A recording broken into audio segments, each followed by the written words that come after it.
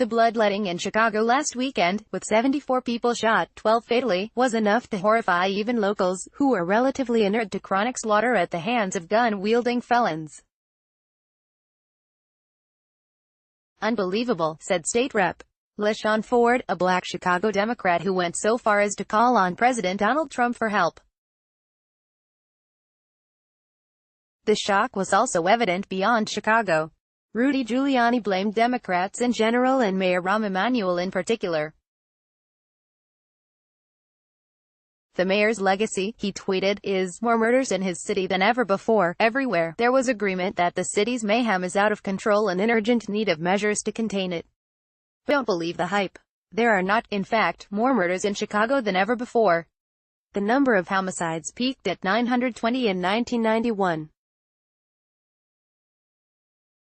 The death toll last year was 674, and that was down 15% from 2016. This year, even with the latest frenzy of shootings, the number of homicides is 25% lower than it was at this point in 2017. These are real signs of progress, however tardy and insufficient. If this year's trajectory holds, it would mean some 280 fewer people dying violently this year than just 2 years ago.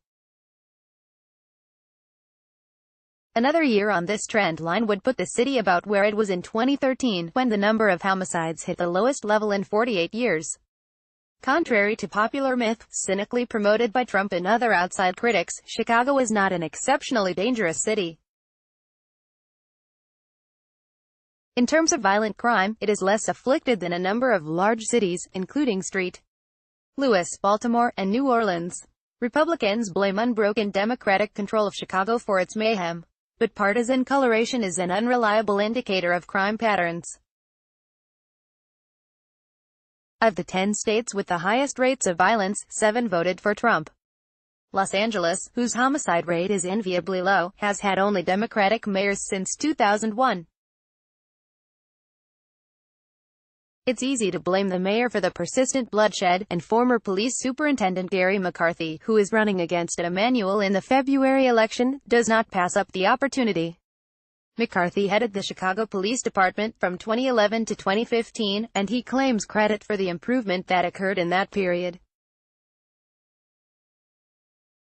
But he was also in charge of Chicago police when an officer shot and killed 17-year-old Laquan McDonald, a gross overreaction that police labored to cover up. The spike in murders began just after the release of dashcam video showing the victim walking away from police before being riddled with bullets. The revelation, which contradicted official accounts, sparked public outrage, particularly among African Americans. One problem in Chicago is the dismally low number of homicides that police are able to solve, about 1 in 6.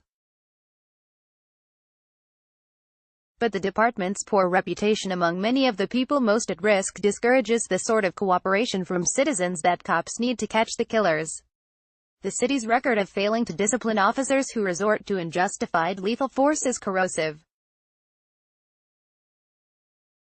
Last year, WBEZ reported that since 2007, the city's Independent Police Review Authority had investigated police shootings that have killed at least 130 people and injured 285 others, and found officers at fault in just 2 of those cases, both off-duty incidents. The Chicago Reporter provided additional evidence. From 2012 to 2015, the city spent more than $263 million on settlements, judgments and outside legal counsel for police misconduct, it found. If police want more help from the communities they serve, this is not the way to get it. Despite these failures, the decline in homicides suggests that the city and the department are doing something right. But what that might be is hard to determine with any confidence. The fight against crime can't be restricted to more or better policing. Chicago's crime problem is concentrated in a small number of poor, blighted, mostly African American neighborhoods. Those areas owe their plight largely to a sordid history of systemic deliberate racial discrimination and violence, endemic poverty, and official neglect over decades. The conditions that breed rampant crime in parts of Chicago came about not by accident but by policy. The recent attention shows that people here and elsewhere care about the violence. Do they care about fixing the causes?